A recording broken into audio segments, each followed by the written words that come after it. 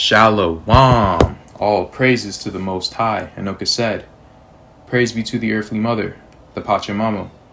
Praise be to the Kahe, the Holy Spirit.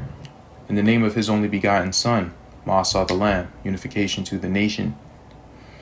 Oh man, I was very, very emotional trying to make this video. And I originally planned to do a very long video. And this video is going to be relatively long, but I'm going to have to do the rest of this in another part of the series, and I think it would be good. It'd be easier to organize all these topics that I'm speaking on.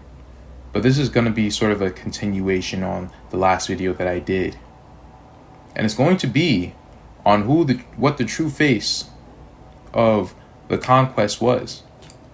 Who truly were the people who colonized us? Because while they love to show white people all everywhere, and yes, white people did come. Yes, white people are our enemy, but black people are too. All these skin colors does not denounce someone's nation, and it also doesn't denounce someone's spirit. It doesn't tell you what their spirit is. It doesn't tell you what their nation is, because there were traitors among Israelites as well. So hopefully this video will give a lot of understanding as to why I say the things that I say on my channel, and why I'm not about blackness at all. At all. At all. Now, I am when it comes to us, as far as how the so-called blacks among the Israelites are treated in comparison to how the other nations treat us as a whole. Yes, I do talk about that. I will talk about the fact that they try to make us look like we're ugly, and our hair is crappy and our skin color is bad. Yes, they do these things. But how come we're the only ones who are affected by it?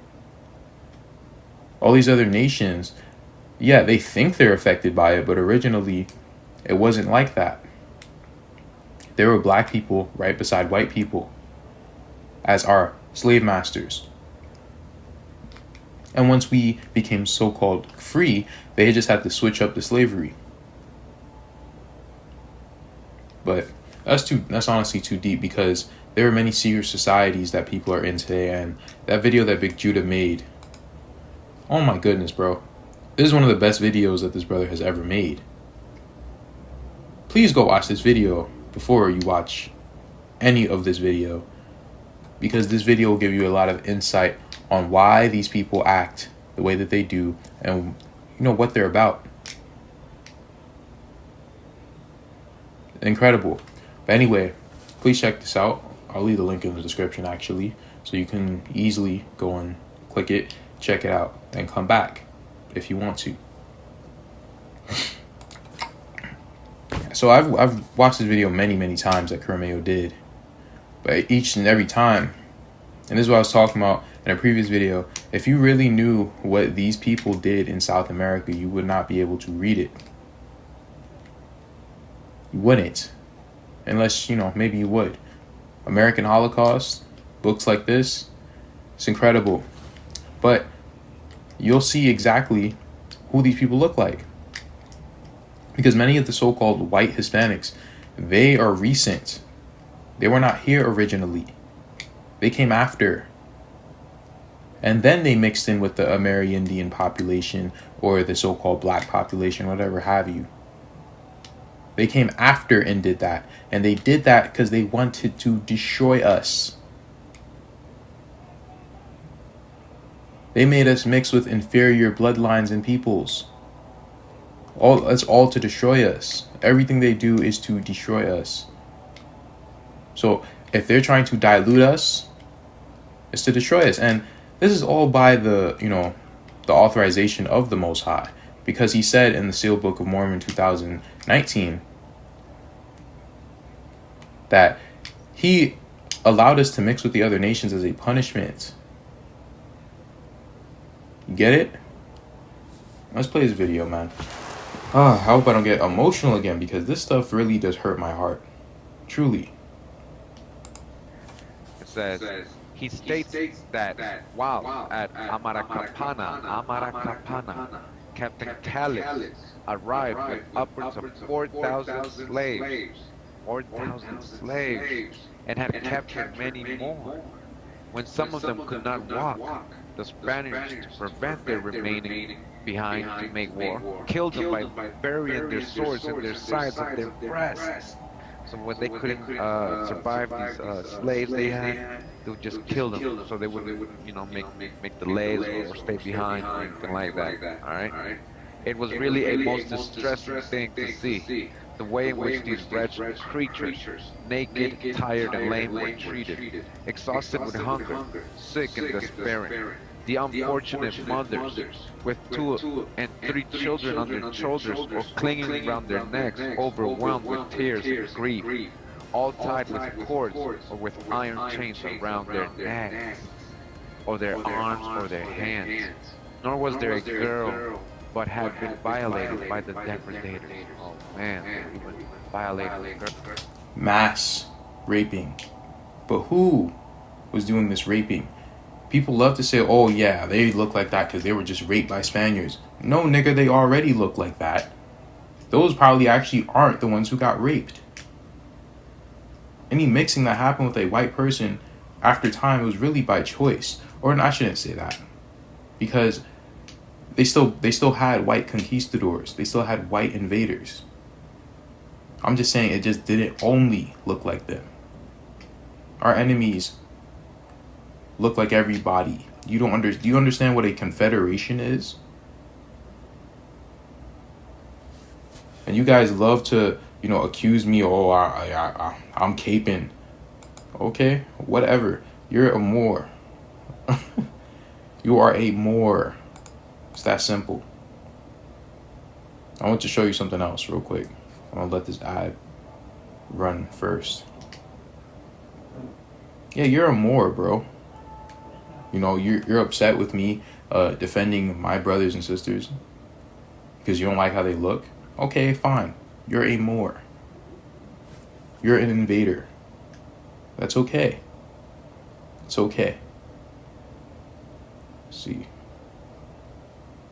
We speak of the well-known Prescott's History of the Conquest of Peru, a great nation. You got that book too, of which our notes only give a passing outline. We use the word king in its general sense instead of the native name of Inca, which has similar meaning, referring to exclude foreign words, which tend to mystify history, when an idea can be conveyed in our own.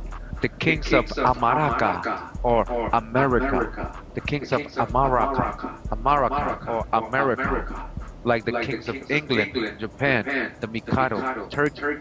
See? These were the kings of America, right?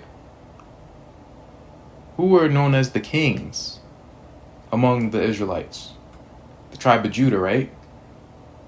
That's why I tell you, the Incans are the Judaic line. Oh my goodness, man. Hold up. This video might be a little bit too heavy for some people, but I'm going to play it anyway. And I have to just play it straight through because he just beautifully articulates it and explains it. So, now you're going to find out, if you haven't already, what is the true face of Christopher Columbus.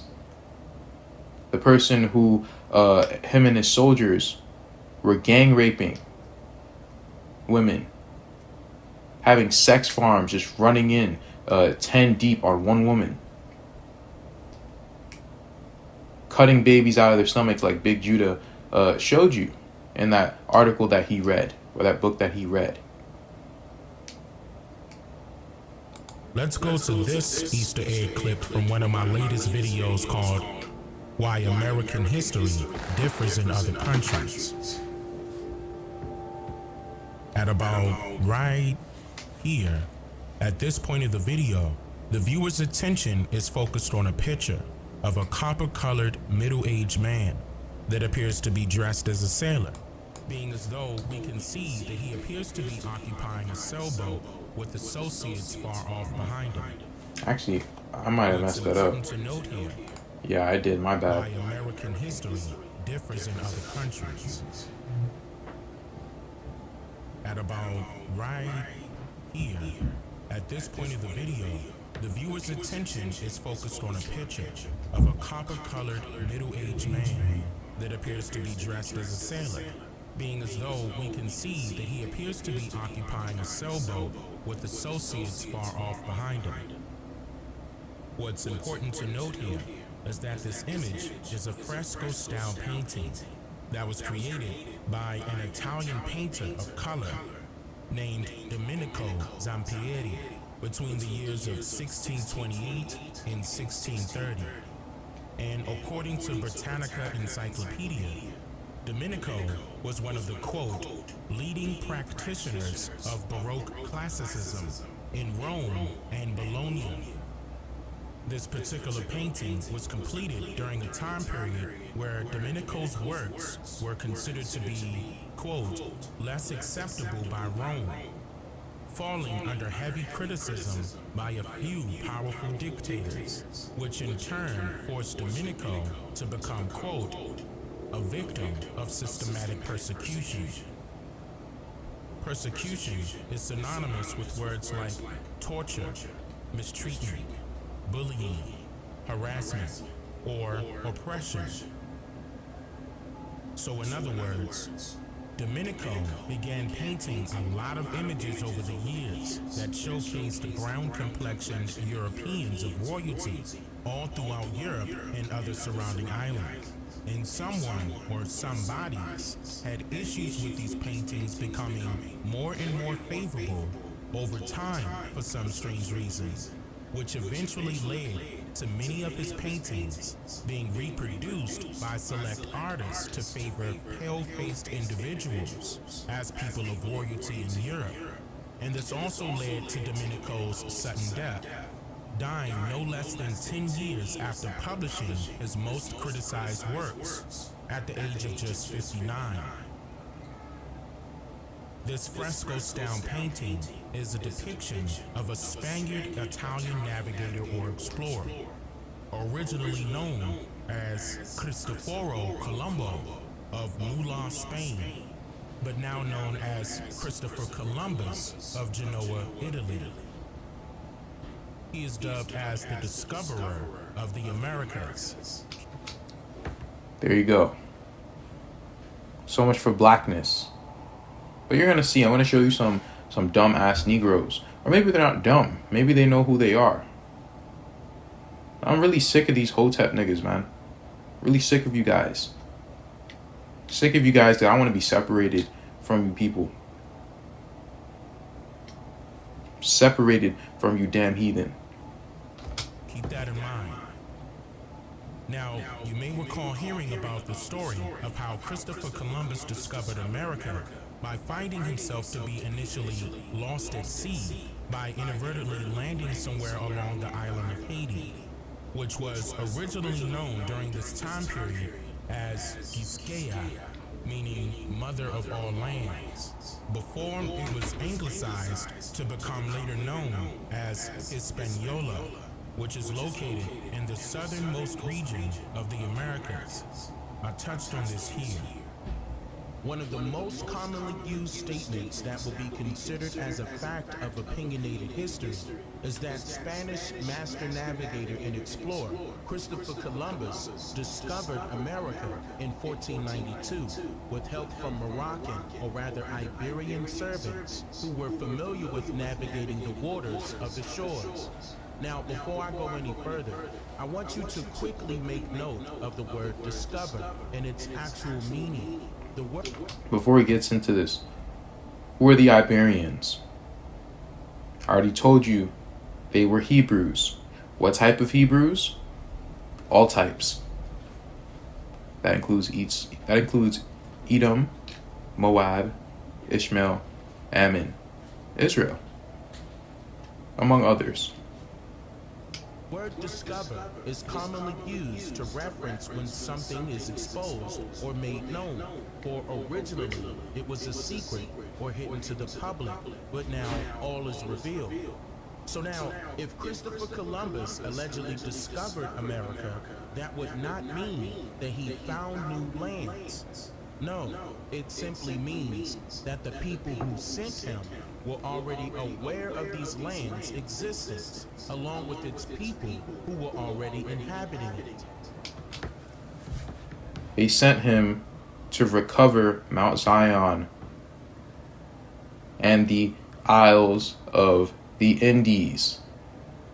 They know where they're going. They know where they sent him. They know where it is. That's why they sent him to South America. He went to South America. First they went to Central America, then they went to Peru. Why? They know where they're going. Then they went down the Amazon. They know where the Holy Land is. This also means that if the Christopher Columbus story that we were all told is actually true, then history and its writers are purposely mistitling his position as a navigator and explorer. Why is this, you ask? Well, since someone gave Christopher Columbus royal permission to be granted access to explore these lands in hopes of immediate relocation and settlement for their people, then that does make Christopher Columbus a discoverer, only because a discoverer originally meant informant during this time period. Ding, ding, ding. He came to inform them the same way how Joshua and Caleb were informants. You see how the Most High works? He just flipped it in a different way. Now Canaan came and enslaved us. Funny how that works, right? As the story goes, Christopher Columbus reported back to someone, right? And somehow his alleged story was documented. But it royally fails to mention that the true asterisk by his name should read spy. Now, with all of that being said, this should make you ask some serious questions.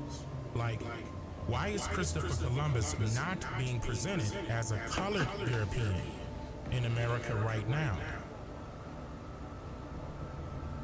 Would the original artist of this painting not have an accurate depiction of Chris's skin complexion? Just think about that for a second. Why would some stranger force a skin complexion change of a simple painting? And why would the writers of American history tell Americans their history one way, and everyone else outside of America receives a completely different version? Which version is false and which version is true?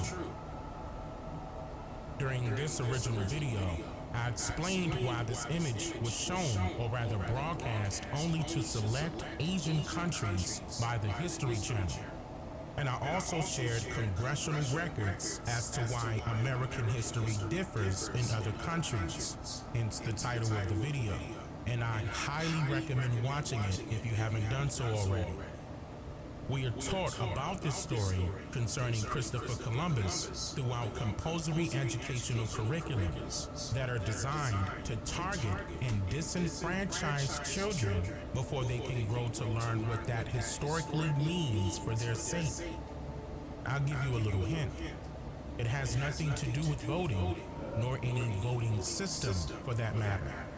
More about that in the next Easter Egg Sunday episode. But I said all of that to say this. Not only was the skin complexion of Christopher Columbus changed over time, so was the skin complexion of the original artist of this painting. Paintings of Dominico himself went from looking like this to now look like this. And as alarming as this may be, it gets a lot deeper, to the point where many other prominent individuals of color who are depicted in various paintings all over the world have been changed to reflect as pale-complexioned people instead. Now, let's just say that the story of Christopher Columbus was true, and we all all knew that he carried a brown skin complexion. Does he get a pass for spying on our people in South America that eventually led to the colonization of our lands just because he shares the same hue of complexion as you and I? Don't ask these Negroes that question, because they will say, of course he gets a pass. All he did was kill some Mongoloids, right? And that's what, honestly, I really hope that the Most High gets you Negroes first, because you guys disgust me. And he'll visit the house of Israel first. I don't care about the Gentile Negroes. I'm really more upset with the Israelites who are acting like this. And I'll keep saying it. I don't care. Of course not. And this should also give you a better understanding of why I mentioned that the enemy has no skin complexion. Simply because the enemy comes in various skin complexions. And looks just like you. Just like him, right?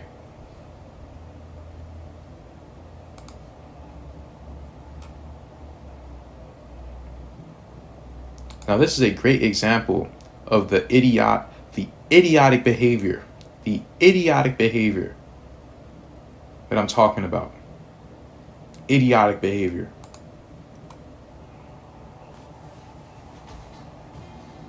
Soul brother number one. All right. 37 million African Americans in the United States, millions more throughout the Americas. But did you know? Juan Garrido was considered the first African American. Born around 1480 in West Africa, Garrido moved to Portugal and became Christianized, taking the name Juan Garrido. Around 1495, Garrido moved to Seville. A free black man, Juan became a black conquistador, and in 1503, joined the expedition of Governor Nicolas de Obando to Hispaniola. This would be the first of many journeys to the New World. In 1508, Garrido and another free black man, Juan Gonzalez, joined explorer Ponce de Leon's invasion of Puerto Rico and Cuba. 5 years later, black conquistador rejoined. Doesn't that kind of remind you of a story in American Holocaust? When they said that they found a beautiful Carib woman. And Columbus gave that woman to one of his conquistadors, who beat her into an inch of her life. And then they made a quote-unquote deal. And he said, well, you would have thought that she just came from a house of harlots after they were done making their deal. I love reading stories about my grandparents getting raped. I love that. By Negroes who look just like you. In fact, you probably are. You're probably my half-brother. A child of a rape that occurred between one of these black conquistadors.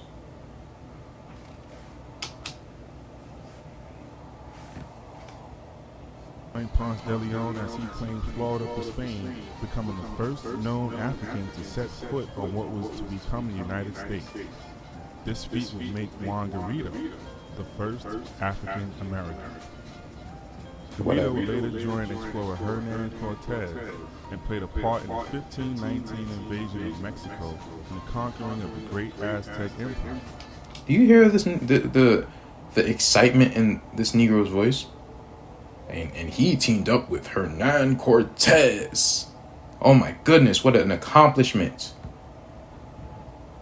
To team up with a goddamn Spaniard that didn't know how to brush his goddamn teeth. Okay, sure. While a resident of Mexico City, he started a gold mining business. And for his services, he was granted a home and was named protector of the capital's main source of water, paid a sum of 50 pesos per year. On his last expedition, Juan joined Cortez on a mission to Baja California in 1533, hoping to find gold and pearls. He returned to Mexico City, a famed black explorer and conquistador.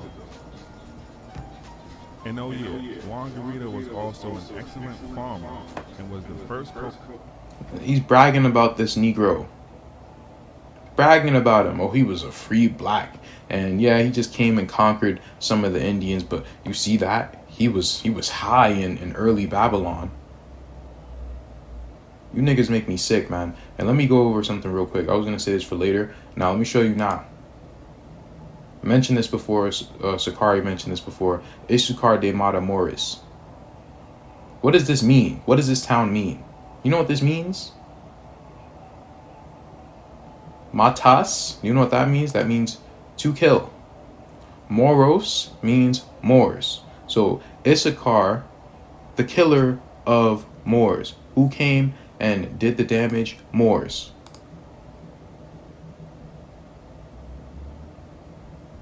I'm not going to say this word, but look what this word means. It means son of rape woman. It comes from the Nualt word to rape. When the Spaniards, who were the Spaniards? Oh, okay then. Now he said, oh, there was just one black person. No, there wasn't. Not even close. Arrived in the Americas, their raping of the indigenous women were so widespread that this word began to be used as a curse, similar to the F word. And you know the rest. You know the rest. So who came and did most of the raping? All the white people who came to Mexico, they all came after. Originally, it was a bunch of mulattoes, Negroes, and white people. The Confederacy came first.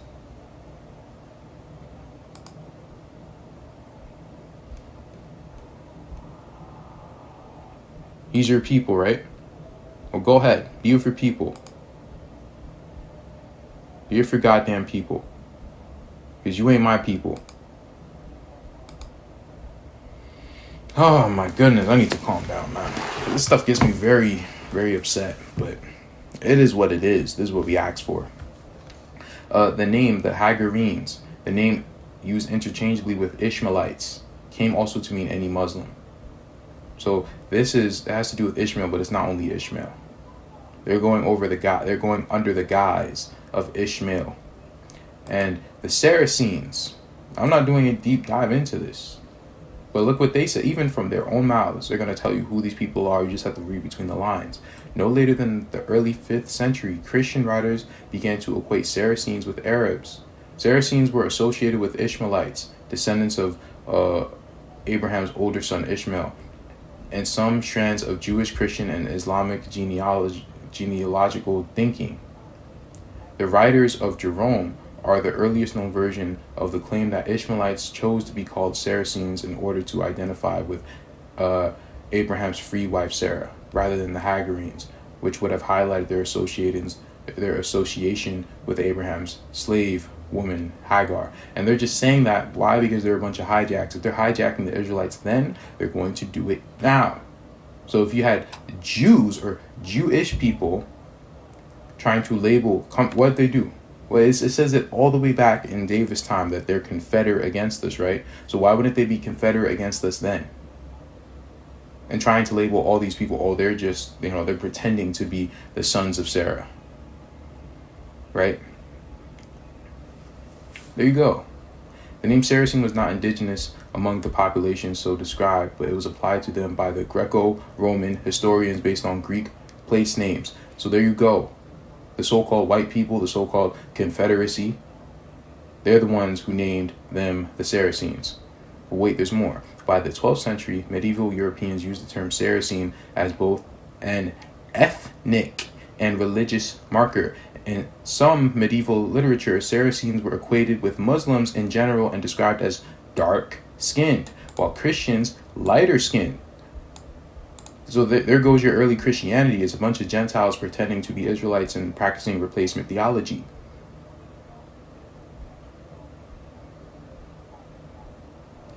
And it says, the Song of Roland refers to the black skin of Saracens as their only exotic feature. What else? Oh yeah, and this is very important. The meaning of Saracen was eventually extended to refer to anything regarded as non-Christian or non-European, non-Roman, non-white, non-Aryan. Whether Muslim or pagan. From that derived the still current term Sarsen, a shortening of Saracen stone, denoting the kind of stone used by the builders of Stonehenge. Now, did you know that the buildings and stones of Stonehenge are literally the exact same stones used in Machu Picchu and Easter Island? Did you know that?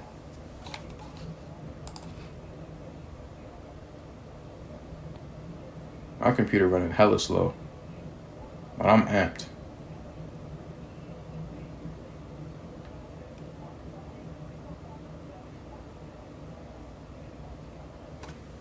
Now, who were the Druids? The Druids were the tribe of Judah that were in England originally. Because they don't know who built it. They think the Druids built it, right? Legend said the giants built Stonehenge for Merlin, the mythical wizard of Welsh folklore, or Moses, because that's who Merlin really was. But let's move down.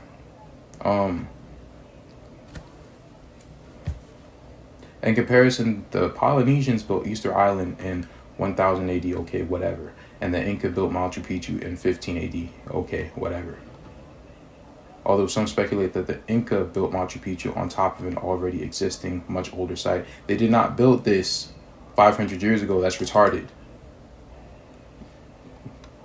Why don't you ask the Peruvians when it was built? They will not tell you it was built 500 years ago. So stupid. But there's a connection with all of these things. Why? Because it's the same material.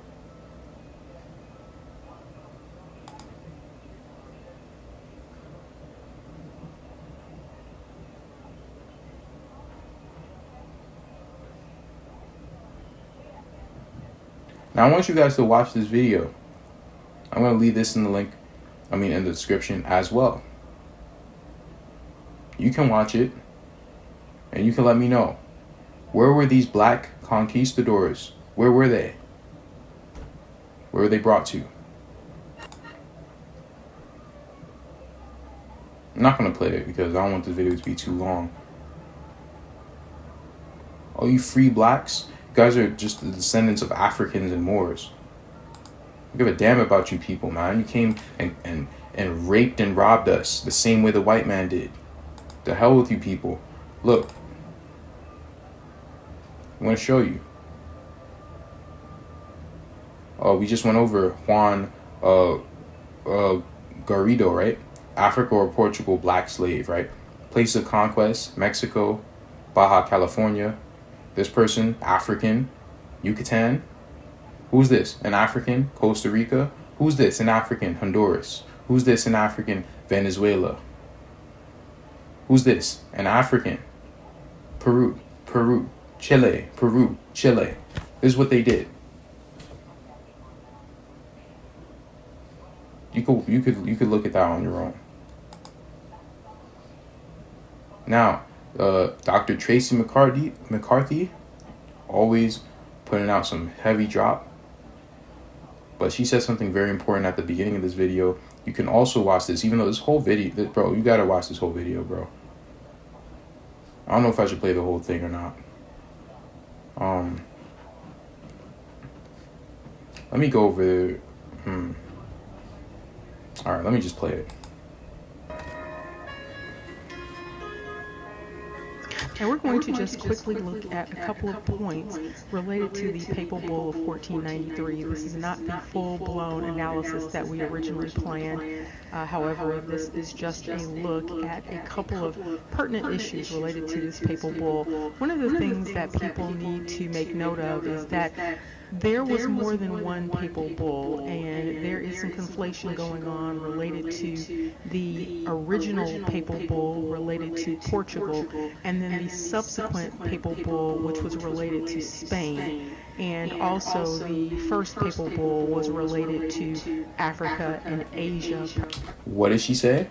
The first Papal Bull was related to Africa and Asia. What have I been showing you? Where the other lands of the Northern Kingdom were, Africa and Asia. So first they ransacked the three parts, Africa, Asia, Europe. Then they finally came over here. After we all ran to the Americas, they finally came here. This was our last hiding spot. Primarily. there was a particular dictate that went along with that papal bull, but people need to actually read the papal bulls for themselves so that they understand exactly what is said. And then the subsequent papal bull was directed to other monarchs, and so it was related to Spain and then related to the Americas. And there were totally different dynamics going on with these papal bulls, and so people need to be very careful about conflating them and thinking that they are talking about the exact thing in both of the papal bulls. They're not talking about the same thing. They are doing some of the same things, but they're not talking about things the same way. And so people need to be make themselves abreast of what it actually says.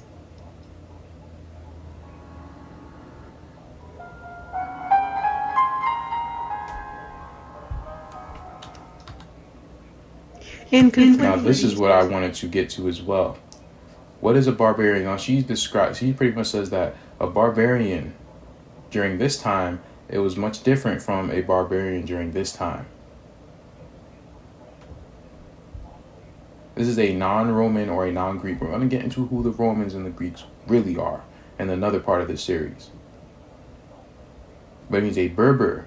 Now Berbers are referred, if you've been watching 432's Prester John series, he pretty much showed that the Berbers were really originally the Israelites, which is incredible. I would have never guessed. But it means pagan, Saracen, barbarian, right? They're all talking about the same group of people. Even though this wasn't referring to the actual people of the Andes or the Indies, it's the same group of people they're trying to subjugate. The Berbers, the pagans, the Saracens, the barbarians. They refer to certain Chinese as barbarians or barbarians. Saracens, the tribe of Judah that was over there, pretty much damn near stranded. Let me see. Look, a non-Italian, meaning rude, wild person. It was also used to translate the usual Chinese word of contempt for foreigners. You guys just watch this video. I don't want to make this video too long. Like seriously, you gotta watch this video. But even so, this is what they showed. They said, wherein dwelt very many peoples living in peace, right? Living in peace, and as reported, going unclothed, not eating flesh. They did not eat flesh. They were vegetarians. That's why they thought we were Hindus, because we didn't eat meat. We respected the earthly mother's rules. Moreover, as your aforesaid envoys are of opinion, these very peoples living in the said islands and countries believe in one God, the Creator in heaven. So they're like, oh, well, we'll give them a chance to convert pretty much.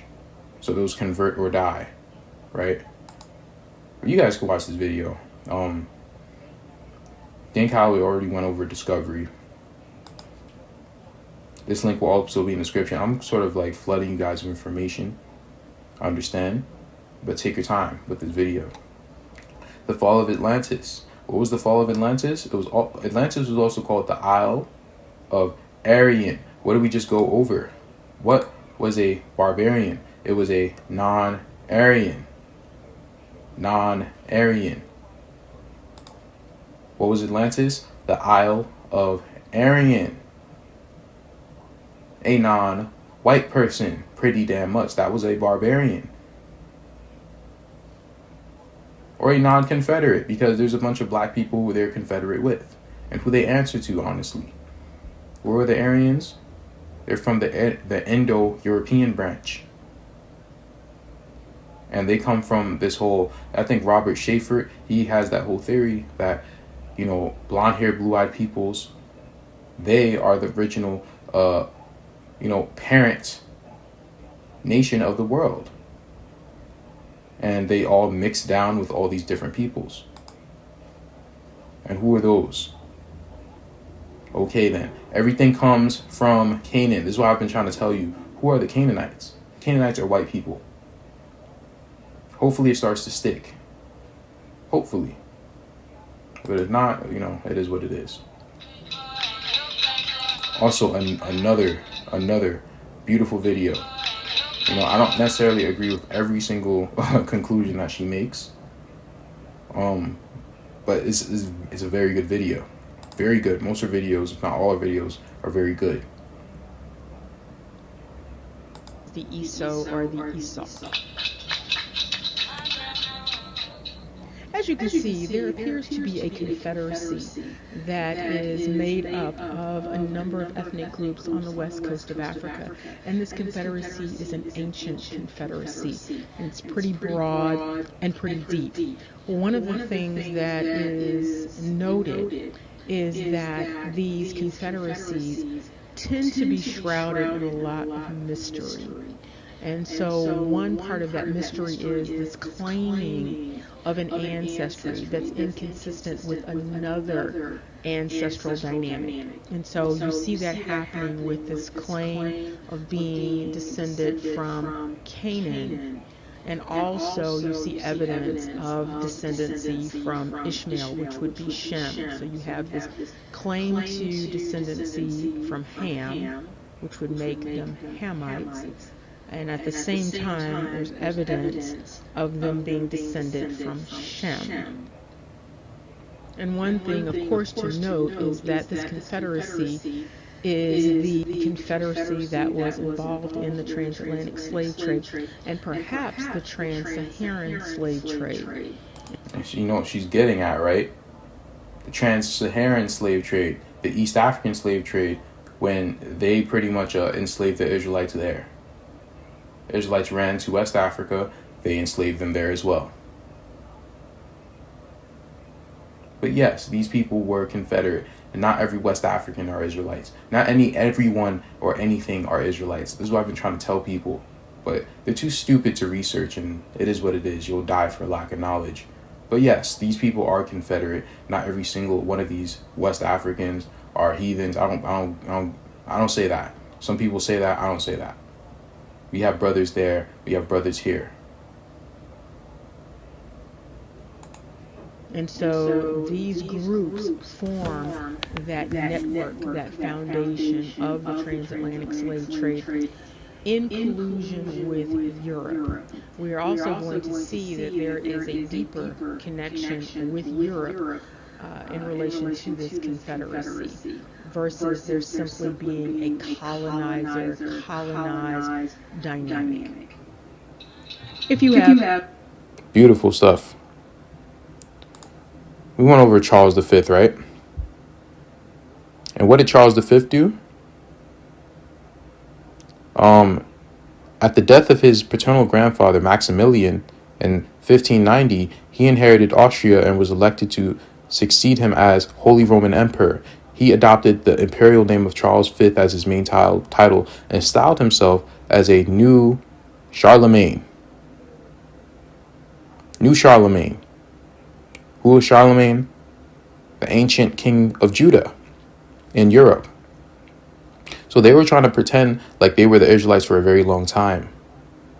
That's why you need some of these Negroes, or some of you Negroes watching, you're the same people. I don't trust a goddamn one of you guys. Who is he? He's the same person, because this is how he actually looked. As I showed you. Probably Charles V, Holy Roman Empire, by virtue of the time frame and his Habsburg jaw.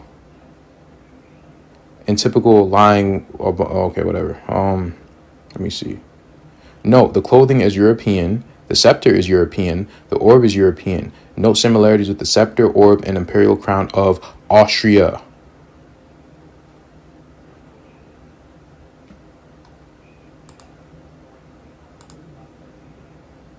Shalom, Selah Kala.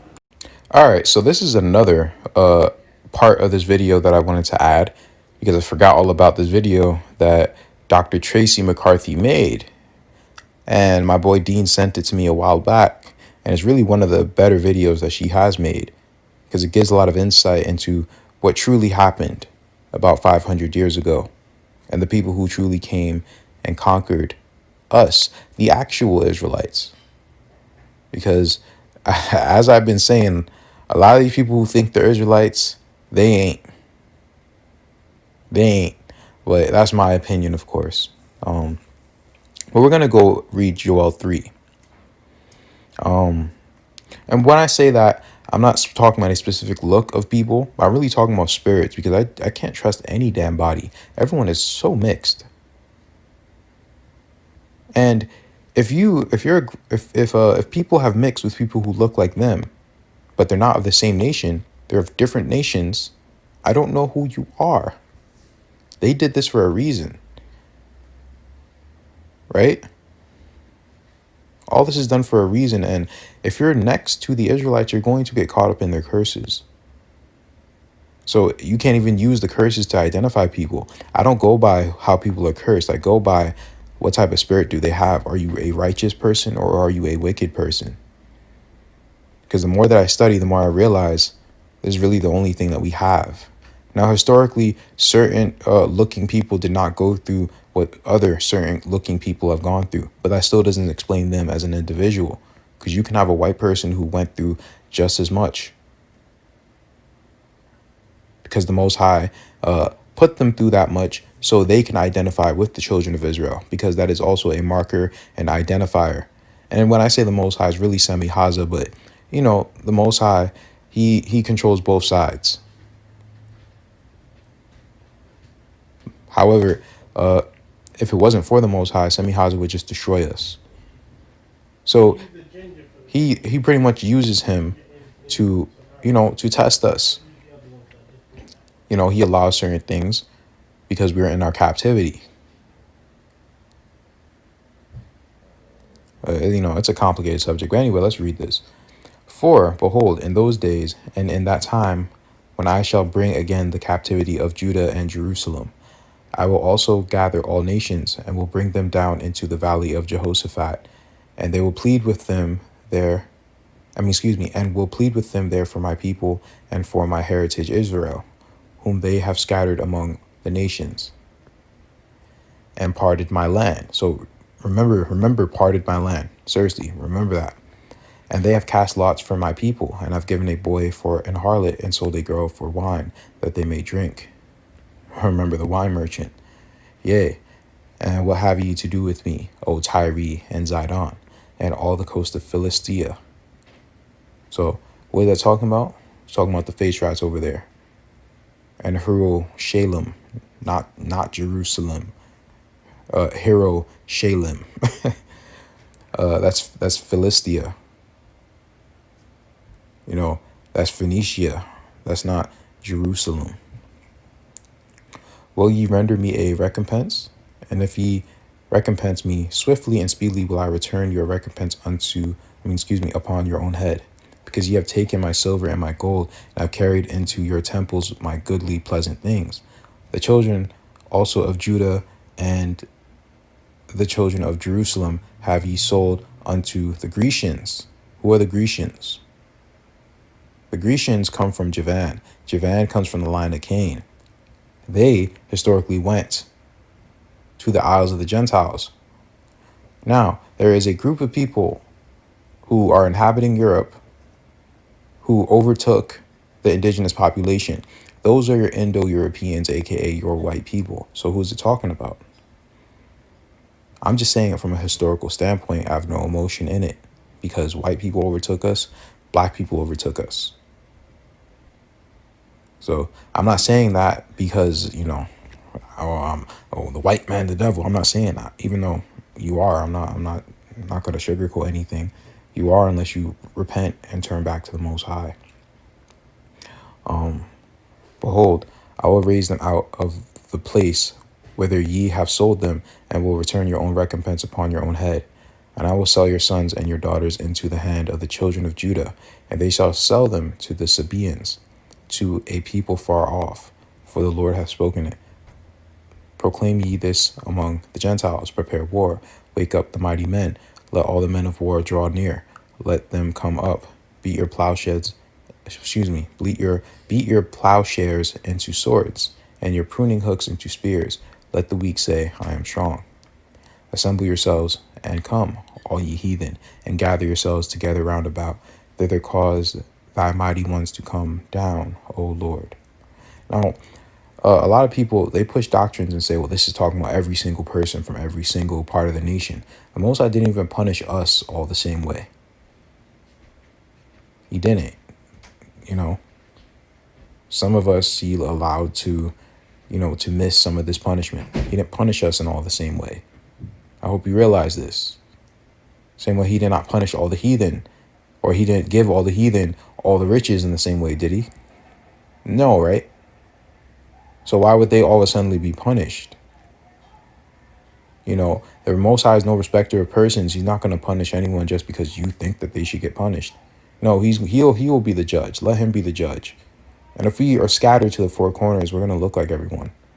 So it really doesn't make any sense to individually come at people. You don't know who people are as individuals. But anyway, let me play this video. Another banger from Dr. Tracy McCarthy.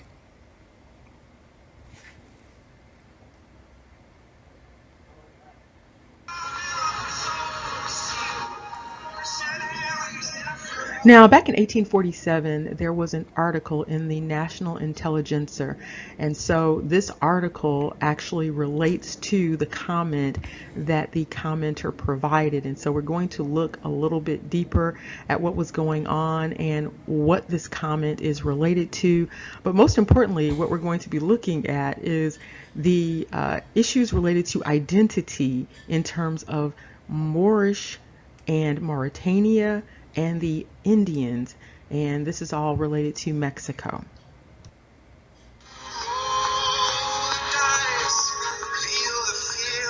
Let me see if I could skip ahead a little bit.